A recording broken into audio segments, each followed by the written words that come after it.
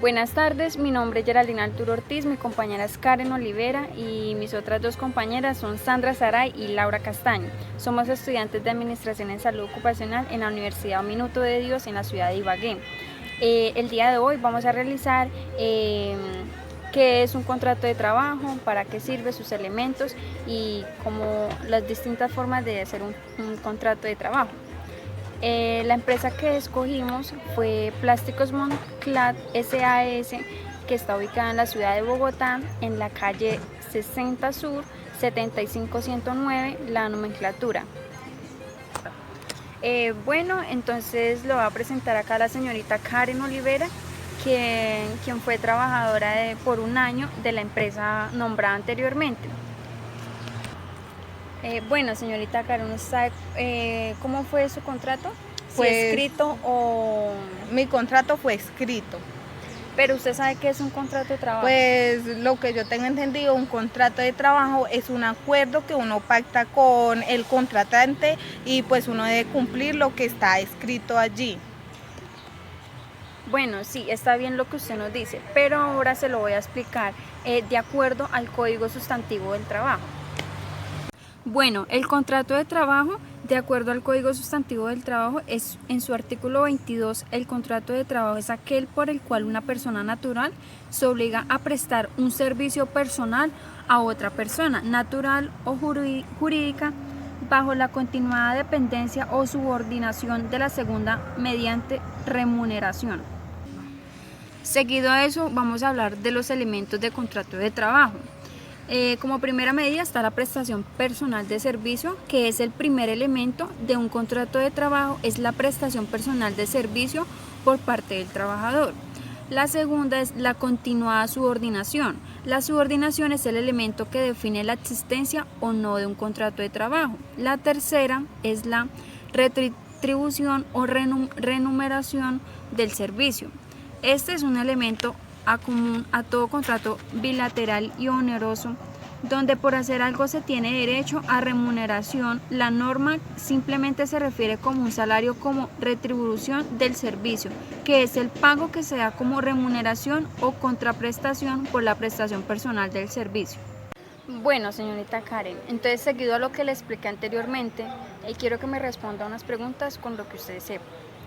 ¿Cuáles son las medidas de mejoramiento para las partes contratantes en atención a las condiciones de cada una de ellas?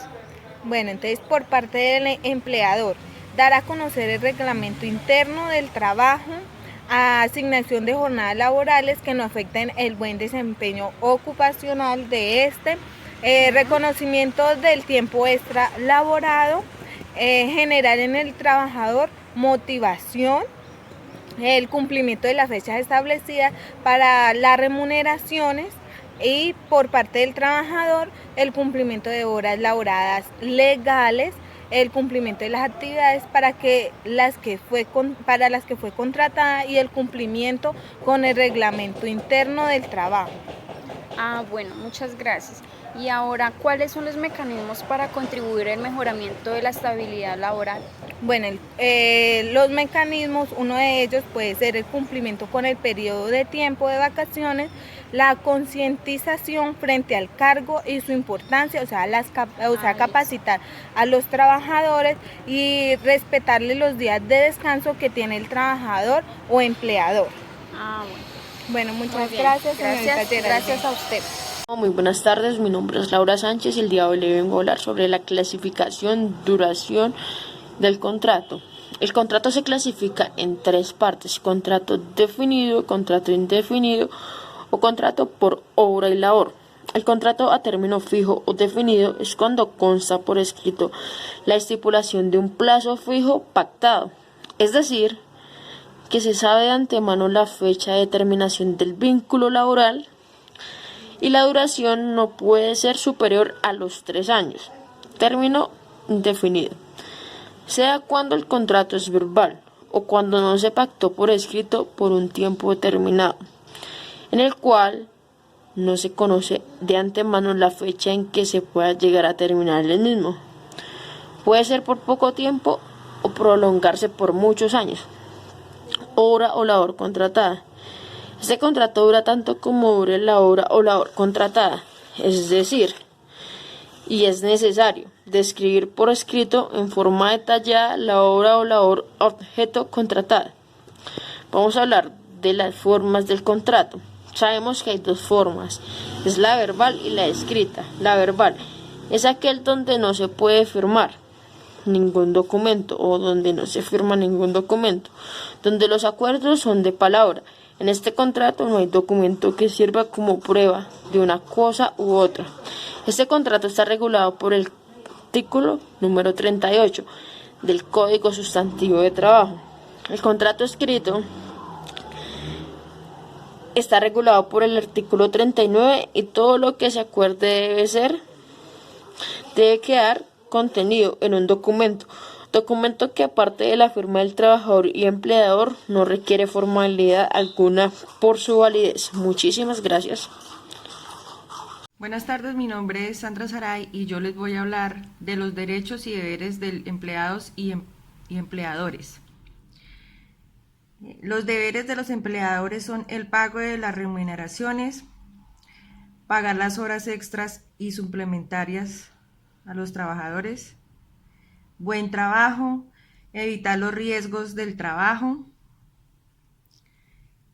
dar trato igualitario a todos los trabajadores, proteger al trabajador, proveer los elementos necesarios para el trabajo, dar ocupación efectiva al trabajador, desarrollar acciones para mejorar la seguridad. Los derechos del empleador serían facultad la organización, facultad de dirección, facultad de control, poder de reglamentario, poder disciplinario, derechos a recibir prestaciones del trabajo, beneficiarse con los resultados del trabajo. Los deberes del trabajador son cumplir órdenes o instrucciones, usar adecuadamente las herramientas y materiales del trabajo, informar cualquier situación de riesgo, asistir puntualmente al lugar de trabajo, ejecutar el trabajo con intensidad, trabajar con esmero, cumplir la jornada de trabajo, cumplir el reglamento interno del trabajo, observar buena conducta durante el trabajo, dar aviso cuando por causa justa faltará al trabajo, contribuir a los mejores de producción y de mejoramiento de la empresa. Derechos del trabajador. Derecho a tener descanso intermediario para el almuerzo. Derecho a la capacitación. Derecho a las condiciones dignas del trabajo. Derecho a una retribución justa. Derecho al bienestar. Derecho a la preservación de la vida. Derecho a la ocupación efectiva. Y derecho a no ser discriminado. Estos son pues los derechos y los deberes de tanto los empleadores como los empleados de esta empresa.